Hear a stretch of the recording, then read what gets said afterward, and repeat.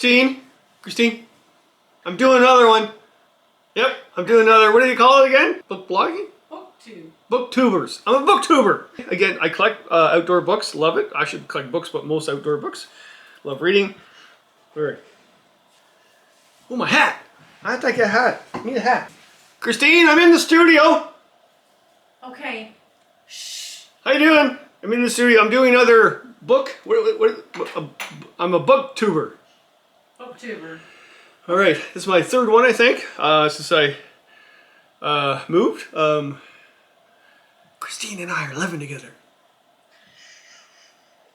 Hi, honey. Hi. And yeah, so I collect old books. Well, I collect outdoor books, and I started going over some of them, and all of them have a theme.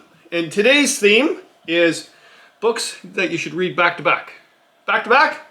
Right? Yes. Right.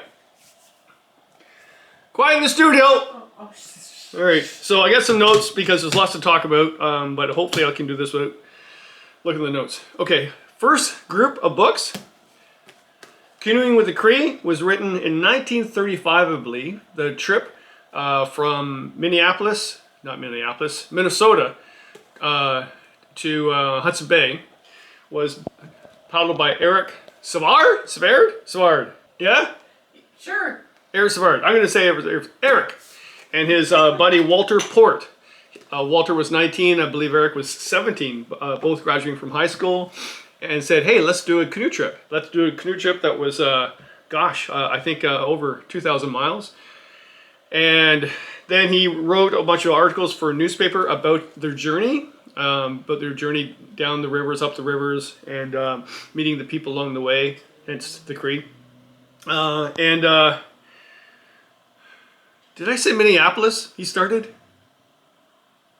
I don't know. Okay, I think I'll start that. Keep it down in the green room there, okay. Honey. Quiet, everybody. Quiet. Shh. Quiet in the stands. All right, I just had to check my notes here. It actually was Minneapolis to Hudson Bay. What did I say before? I'm pretty sure I said Minneapolis. Anyway, great book, by the way, and a lot of people have read this, and a lot of journeys have copied it. A lot of people have done it either for film, for articles, just for themselves, or for books. And there's, I think, quite a few more than I actually have. So let's go over them. So I got, first of all, The Water Goes North. Okay, so this is kind of based on the same route for the same reason. They were, it was done in 1979. It was 1,400 miles. And Dennis Weidemann is the author, and there was 4 of them that went. There was Mel, Denny, Keith, and Hank, and they're all university students, so the same idea. They went on a great adventure because they didn't know what to do after they graduated. And so they headed out, did the same route, and all about adventure, like meeting bootleggers along the trail, dealing with the big waves of Lake Winnipeg, dealing with massive rapids along the way. A true adventure. Good book, actually. Even better is this one. Make sure I get all my notes proper for this, so don't want to miss anything.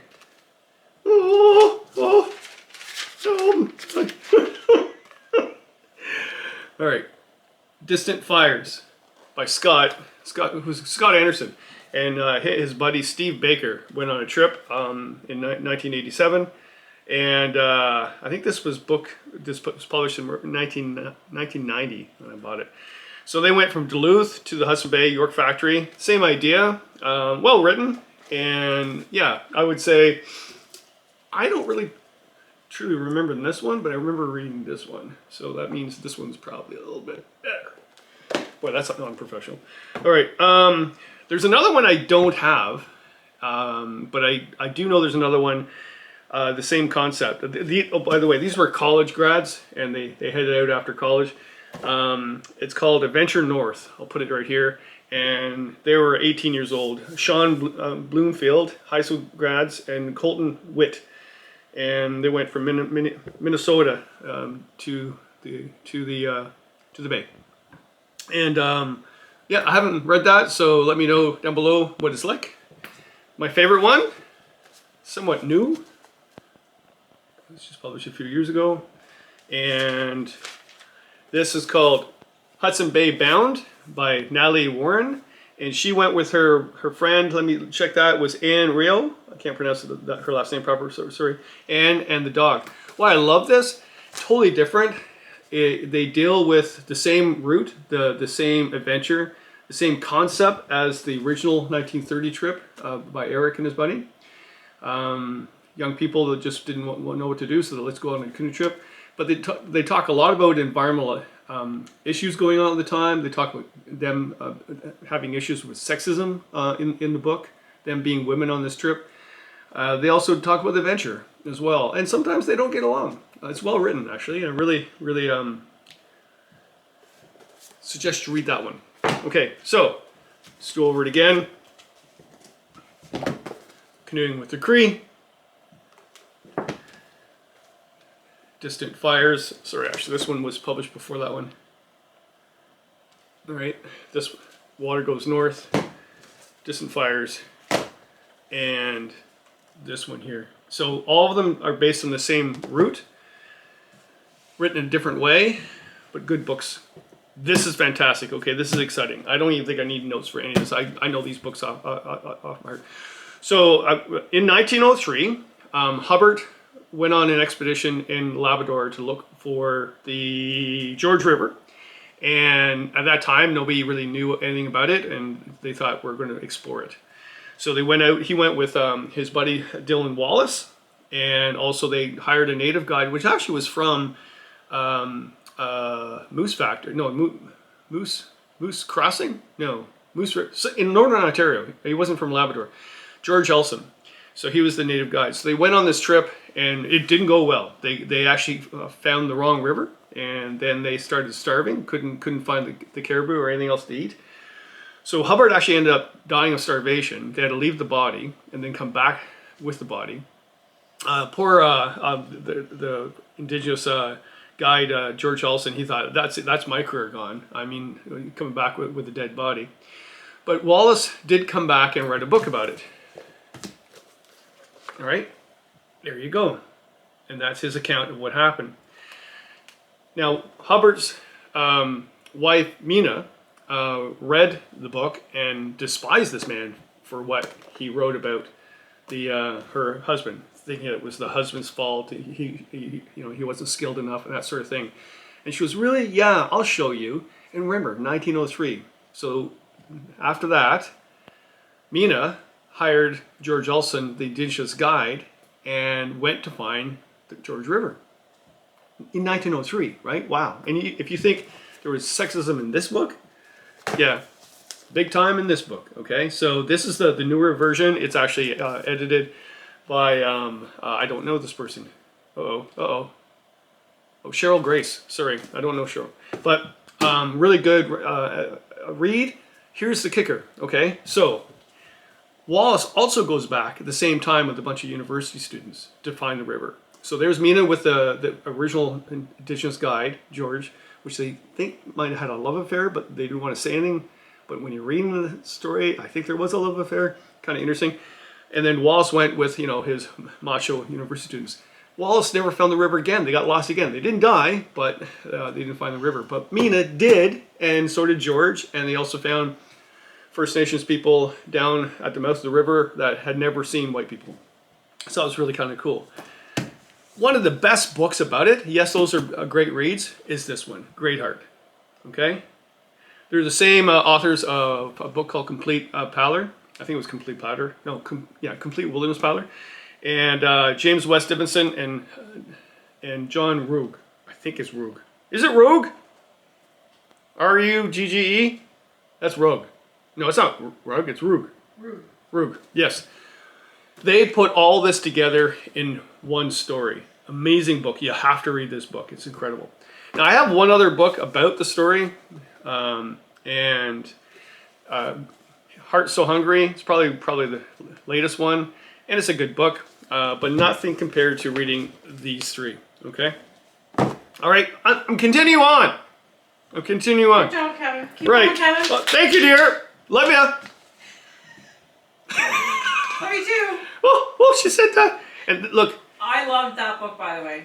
Those ones you were just talking about. Oh, you'd like them too? Yeah. Which one is your favorite? The one about Mina. Oh, this one. Yeah? Okay. Okay. There you go. Not only did I like them, Christine liked them as well. They gotta be good. All right, this is a cool story. So these two books right here, you have to read them both. You can't read one and not the other. You have to read them both. Same journey, different people, different values. Okay? So remember Don Starkell from Pal Amazon fame. He palled to the Amazon. He went from Winnipeg to Brazil, okay, with his couple of sons he started off with. I think he finished with just the one. Amazing journey. And yeah, you gotta be a little different if you did that. So then he met Victoria Jason and her, and the Innu called her Kabloona in the Yellow Kayak. This is the name of her book. So they went to paddle to the Northwest Passage. They actually started in, where did they start? Churchill, Manitoba, and then headed out to do the Northwest Passage on a trip. I think it took them 3 or 4 years. I'm guessing 3. But they didn't get along after a while. And I remember the scene, reading the one, in Victoria's book, where they're in the different kayaks, and they're out in the sea ice, and they're paddling around the sea ice, and the polar bear starts swimming towards them, and he pushes her kayak in front of him towards the polar bear. And then she goes, "That's it, I'm done." The relationship is over. I don't know if they had a relationship. I think maybe they're just friends, I'm not sure. But you think of it, this woman was a grandmother or two. She had had a stroke prior to this, and she was actually kind of new to kayaking, but she finished the journey. The reason why is that she actually slowed down, became one with the land and one with the people, and they loved her and loved the idea that she wrote this book, and she actually finished the journey. Don Starkell, I got to say, blind arrogance, to be quite honest, he did not. He was 30 miles or 30 kilometers away from his destination, and he succumbed to frostbite, lost all the tips of his fingers and most of his toes. And, oh, someone's calling you. Did you hear that? Interrupting, I'm telling you. Yeah, so, but he wrote his version. 2 stories from this that I remember. First of all, one was to characterize Don's story and how, that's a harsh thing to say about blind arrogance, but that's what I got out of the book. He was at one part where he found a whole bunch of garbage. He couldn't believe all this garbage. Well, it wasn't garbage. It was Innu grave place with everything left there for the graves. And yeah, wow. The local people didn't like him after that. The other was really funny because Victoria was quite humorous. Maybe that's how she got through everything. But I remember watching her present when the book came out. I went to her book launch. And someone said, "Well, how do you prepare for polar bears?" She goes, "Well, I taught myself how to use a shotgun. So if a polar bear attacked me, I'd shoot myself first before the polar bear attacked her." It's quite funny. All right, 2 more. Oh, she's on her phone. Sorry. Interesting. When you first started dating me, you were like glued to everything I said. And now it's like, oh, God. Oh, yeah. Okay, these are good books. Written quite a while ago, by the way. These 2, I don't even have the covers for anymore. Written by the same author, Alan Kesselheim, and awesome books. So, Water and the Sky, which is this one here. So, in 1985 to 1986, him and his partner at the time, Mary Pat, went on a 2,000-mile canoe journey from Jasper, Alberta to Baker Lake. And they overwintered on Lake Athabasca in a small cabin. And it's a great book. He's a really good writer. He's written a whole bunch of books since. Really good writer. And yeah, so he wrote this up. Very, very good read. Then they got married. The marriage wasn't going well. Most likely it had to do with because they couldn't conceive a child, and they're very frustrated with that, very anxious about it. So they decided how to cure that is to go back and do that same trip again. So along the way, when they overwintered on Lake Athabasca again, ta-da! Mary Pat finds out she's pregnant in the middle of winter. And then when winter thaws and they can continue on, they do continue on while she's pregnant. In fact, they finished the trip and the baby was born. Like it was an amazing story. They're still together today. He's a really well-known author. Going Inside is what this is called. Going Inside, A Couple's Journey of Renewal. And Water and Sky Reflections of a Northern Year. So yes, you got to read both of these. You can't read one. You can't read. Well, you got to read this one first, and then this one second. Those are the books that are parallel. They are similar, but not. They're good reads. I enjoyed them all. How's that? Thank you, dear. Thank you. That is booktubing number. Is it number 3? Yes, number 3. Cut. And by the way, Christmas is coming, and I'm using a Christmas mug. Right. Ho ho ho.